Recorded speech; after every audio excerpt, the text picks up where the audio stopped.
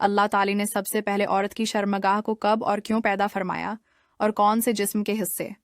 اللہ نے انسان کو بطور امانت عطا فرمائے ہیں۔ حضرت حوا علیہ الصلاۃ والسلام کو ہوا کیوں کہا جاتا ہے؟ اور اللہ تعالی نے عورت کو کب اور کیوں پیدا فرمایا؟ حضرت حوا علیہ الصلاۃ کیوں کہا جاتا ہے؟ پیارے دوستو، ان تمام تر سوالات کے جوابات ہم آپ کے ساتھ شیئر کریں گے، لہٰذا آپ سے ہماری گزارش ہے کہ ہماری اس ویڈیو کو آخر تک دیکھیں۔ محترم ناظرین، حضرت حوا علیہ الصلاۃ والسلام دنیا کی وہ پہلی عورت ہے جن کو اللہ تعالی نے جنت کے اندر تخلیق فرمایا، اور یہ حضرت آدم علیہ السلام کے بعد دوسری بشری مخلوق ہے، کیونکہ حضرت آدم اور حضرت حوا علیہ السلام سے آگے بشری مخلوق چلی۔ اس وجہ سے انہیں تمام انسانوں کی ماں کہا جاتا ہے، جیسا کہ اللہ تعالی نے قرآن پاک میں ارشاد فرمایا، وہی ہے جس نے تم کو ایک جان سے پیدا فرمایا اور اسی سے اس کی بیوی کو بھی پیدا فرمایا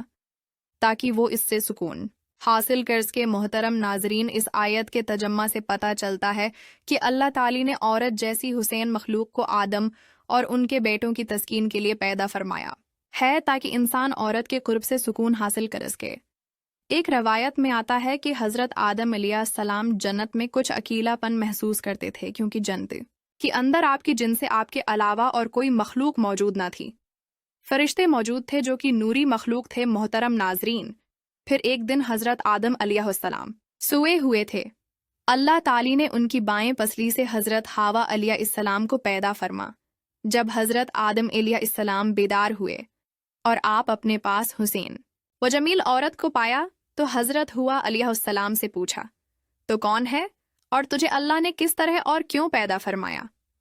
حضرت حوا علیہ السلام نے جواب دیا کہ مجھے اللہ تعالی نے آپ کی تسکین کے لیے جسے چاہ پیدا فرمایا،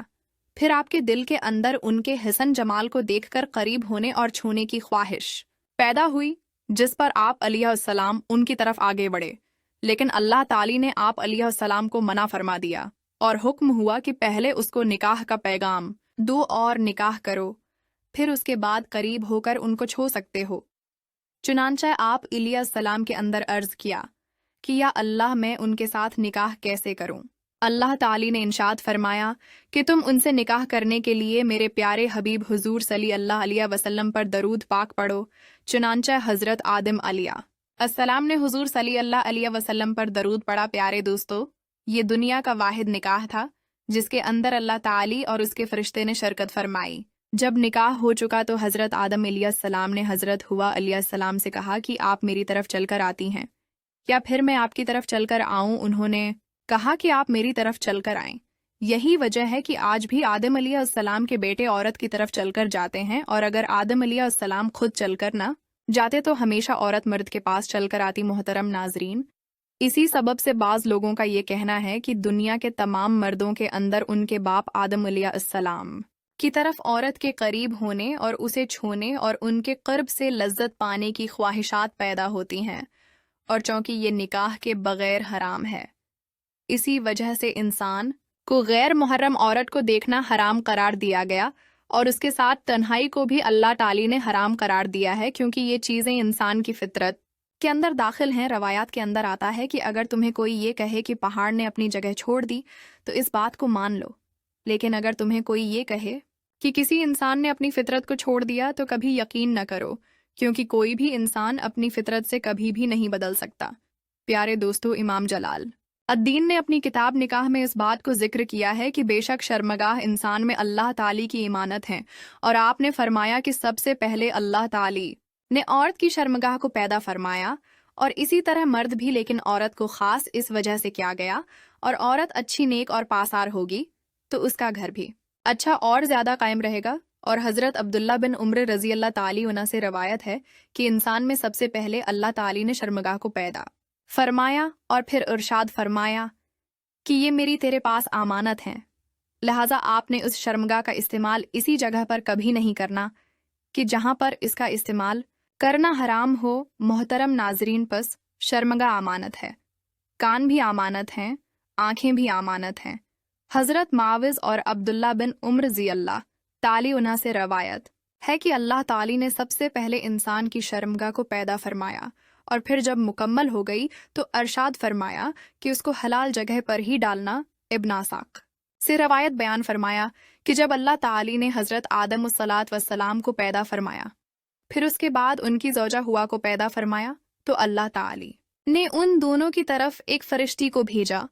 और उससे कहा कि जाओ और हज़रत आदम अलैहिस्सलाम को हमबस्तरी यानी मुबाशरत का तरीक़ा भी सिखाओ और उन्हें मुबाशरत करने का हुक्म दो। फिर जब हज़रत आदम अलैहिस्सलाम ने हज़रत हवा अलैहिस्सलाम से इसी तरीक़े के साथ हमबस्तरी यानी शरिया तकाज़ी पूरा किया, तो हज़रत हवा अलैहिस्सलाम ने हज़रत आदम अलैहिस्सलाम से फरमाया, ए मेरे शौहर आदम, ये काम तो बहुत अच्छा है, मेरे साथ ये काम और ज़्यादा करो। प्यारे दोस्तों, इस रवायत के बारे में बाज़ उलमा का ये कहना है कि ये हदीस बातिल है। नाजरीन, उन तमाम तर रिवायात से हमें पता चलता है कि अल्लाह ताली ने औरत के अंदर सबसे पहले उसकी शर्मगाह को पैदा फरमाया। उसकी वजह ये थी कि क्योंकि उसकी ज़रिए उसी से आगे नस्ल इंसान भी चलनी थी और उसी सबब से अल्लाह ताली ने उसको अपनी इमानत करार दिया है। नाजरीन, रवायात के अंदर आता है कि हज़रत हव्वा अलैहिस्सलाम की तख्लीक के बाद एक दिन फरिश्तों ने हज़रत आदम अलैहिस्सलाम से बतौर इम्तिहान ये सवाल किया कि हज़रत हव्वा अलैहिस्सलाम का नाम हव्वा क्यों रखा गया है। आप अलैहिस्सलाम ने फरमाया कि अल्लाह ताली ने उनको जिंदा इंसान से पैदा फरमाया है, इसी वजह से उनका नाम हुआ अलैहिस्सलाम रखा गया है।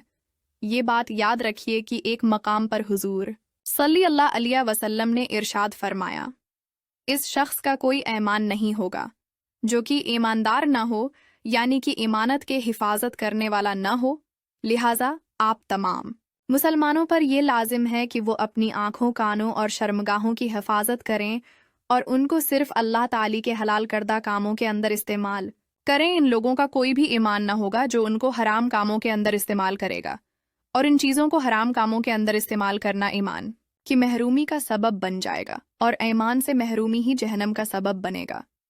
मोहतरम नाजरीन, हुजूर सल्लल्लाहु अलैहि वसल्लम ने इरशाद फरमाया कि इस शख्स को क़यामत के दिन अर्श का साया नसीब ना होगा, जिस दिन अल्लाह के अर्श के अलावा और कोई साया ना होगा, कि जिसको किसी हुसीन और जमील औरत ने ज़ना की दावत दी तो उसने मान ली। अल्लाह ताली से दुआ है कि अल्लाह हम सब मुसलमानों को ज़िना जैसी लानत से दूर रहने की तौफीक अता फरमाए, आमीन। नाजरीन, कमेंट सेक्शन में अल्लाह ताली के 99 नामों में से एक नाम ज़रूर टाइप करें। अगर वीडियो अच्छी लगी हो तो वीडियो को लाइक करें, शेयर करें और चैनल को सब्सक्राइब करना मत भूलें। मिलते हैं अगली वीडियो में।